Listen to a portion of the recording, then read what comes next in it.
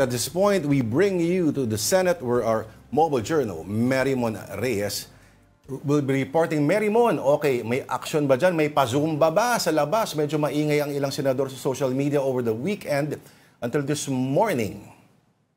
Tama yan, Lord and Paulina. So far, across the weekend until today, Monday, ang pinaka-umiingay dito, hindi tugtugin ng Zumba, kundi yung umuugong na sinasabing meron daw nabubuong kudeta na nais patalsikin itong si Senate President Tito Soto. Over the weekend kasi umugong ito at may ilang netizens na nag-post, meron din ilang nagkiklaim nito. Ang nasabi ni SP Tito Soto noong weekend habang hindi pa ito kumpirmado, bakit para raw nagkakaroon ng pagmamadali at maaari raw na psych war lang daw ito. Pero kaninang umaga, dalawang senador mula sa Minoria, Senator Rodante Marcoleta, former Blue Ribbon Committee Chairman, and Senator Amy Marcos, pareho nilang sinabi na wala naman daw nabubuo na kudeta.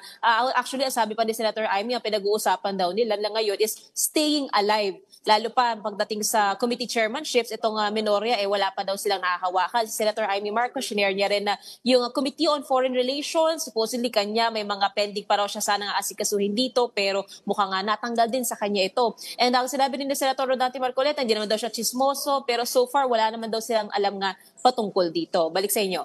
Okay, merong 9 na miyembro ang minority. So kailangan nila ng 4, kasi 13 yes, para magkaroon ng kung gustong pagpalit ng liderato. Pero may sapat ba silang numero, tutuusin mo, kung sakaling magkaroon ng Senate coup halimbawa? Lord, yan yung netong weekend, yan yung pinaka-inuugaw. Sinasabi, etong si Senate Minority Leader Alan Peter Cayetano, nakukuha na raw yung sapat na numero para magkaroon na ng pagpapalit sa liderato. Pero yun nga, sinabi naman kanina netong dalawang senador, wala naman daw sila napapag-usapan na ganyan. Pero ang sinabi ni Senator Amy, yung unang araw na kudeta, kung saan napatalsik si former Senate President Chis Escudero, hindi raw nila alam at hanggang ngayon na nga raw, nayayanig daw sila doon sa naging shake-up. Pero dito raw, kung sakaling magkakaroon ng isa pang kudeta para naman mapatalsik itong si SP Soto, hindi rin daw talaga nila alam. Pero ang nasabi dyan ni Senator Ping Lacson itong weekend, pagdating daw dyan sa proseso ng pagpapalit ng liderato, kailangan daw mayroon ding coordination o komunikasyon sa Senate President. Ipapakita yung resolution na nakapirma na doon yung majority, if not more, na sumusuporta. And then later on, pagdating sa plenary session, doon na maaaring selyuhan yung pagpapalit sa liderato. Lord. Okay, kasi ito over the weekend, at mismong si Senator Lacson at Tito Soto ay sinasagot yung mga online. Kasi mukhang merong talagang concerted effort mula sa isang panig talaga na paingayin ang usaping ito. Okay, si Bryce Hernandez back in Senate detention from Pasay City Jail. Tell us about it, Merrimon.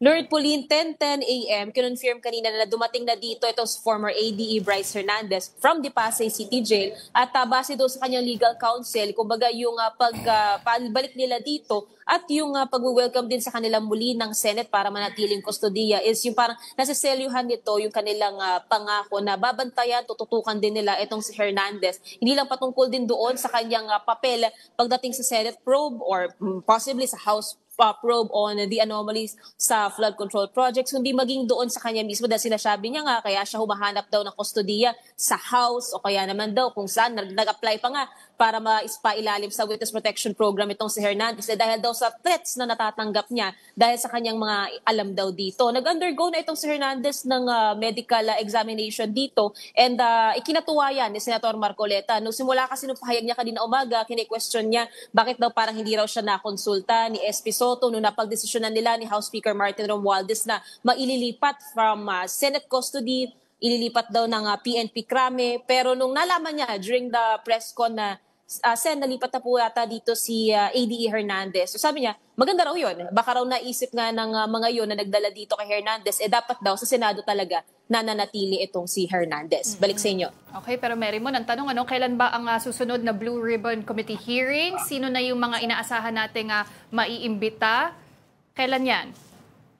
Fully nakaschedule September 18 ngayong Thursday itong pagdinig ng Senate Blue Ribbon Committee. At ang sinabi dyan ni Senator Ping Lacson na tulad ng pinlano rin ni Senator Marcoleta bago nagkaroon ng palitan sa liderato, gagawin nila yung pagdinig ng Blue Ribbon sa araw na walang plenary session para kahit lagpas 3 o'clock p.m. may maaari pa nilang bigyan ng oras itong issue nila o yung iniimbestigahan nila. At ang nasabi rin dito ni Senator Ping, inaayos nila yung prioritization pagdating sa resource persons para hindi masasayang yung pagpunta nila dito. Pero ilan sa mga sigurado nakikita nalang iimbitahan at aasahan ay una, si Mina, yung sinasabing staff from WJ Construction na base rin daw doon sa CCTV footage na na-secure ni Senator Ping. Pumunta nga raw dito August 19 at inaasahan daw na magdadala yung commission, yung kickback na sinasabing nililink ni ADE Hernandez na tatanggapin daw sana ng staff naman ni Senator Jinggoy Estrada. Senator Jinggoy Estrada, dininay niya yung claim na yon na meron siyang staff na Beng Ramos. Bukod dyan, yung pinasapi na rin nila yung CCTV operator para raw magkaroon ng pagpapaliwanag doon sa konteksto ng CCTV footage. Bukod dyan, yung Bulacan Group of Contractors, inaasahan din. Ang mag-asawang Diskaya, inaasahan din. Pero para naman sa iba pang possible resource persons, halimbawa, former Senate Committee on Finance Chairperson Grace Poe, o kaya naman yung iba pang contractor na hindi raw kabilang doon sa top 15 kasi palalawakin din nila ito eh. Maaaring sa mga susunod na pagdinig daw yun, depende daw sa magiging prioritization nila. Okay. Balik sa inyo. Mary Mon, last question na lang.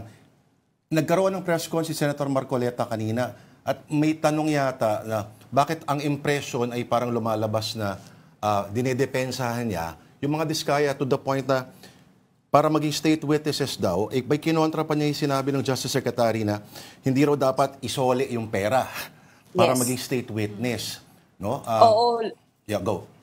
Oo, Lord, actually kasi binalikan ni Senator Marcoleta yung araw na bakit hindi raw pinirmahan ni SP Soto yung kanyang sulat nga sa SOJ. Dahil nga ang sinabi din dito ni the Justice Secretary Remulla, restitution ang kondisyon nila, ibabalik yung ninakaw o yung supposedly nakupit doon sa hinahanap ng bilyong-bilyong pisong pondo. Pero ang sinabi dito ni Senator Marcoleta, parang paano nga rin makakompute yung hinihingi, bakit magkakaroon ng kondisyon na kailangan ibalik ito, yung restitution, kung wala pa naman daw doon sa punto na hindi pa talaga nabibigyan ng numero ang mga ito. Ang sinasabi din dito ni Senator Marcoleta, kaya nga rin daw niya isinulat doon sa letter na may pailalim na sa WPP itong mag-asawang Diskaya. Dahil nga rin daw sa nakikita nilang, sa sinasabi ng mag-asawang Diskaya na threat na natatanggap nila, bunsod nga ng kaalaman at bibinubunyag nila sa mga lumipas na pagdinig. Lord. Okay. Maraming salamat sa iyo. Ang ating mobile journal sa Senado, si Mary Mon Reyes.